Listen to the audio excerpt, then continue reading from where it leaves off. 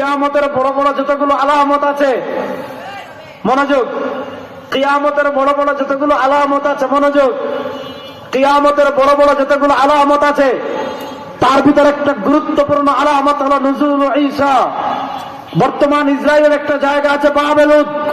ওই বাবেলুদ দিয়ে আল মালহামাতুল কুবরা, ইহুদি কুফফার মুশরিক বেঈমানের সাথে পৃথিবীর শেষ চূড়ান্ত যুদ্ধ করার জন্য ইনশাআল্লাহ, সেই যুদ্ধ মুসলমানদেরকে নেতৃত্ব দেওয়ার জন্য আল্লাহ তাআলা দিমাশকের সাদা গম্বুজে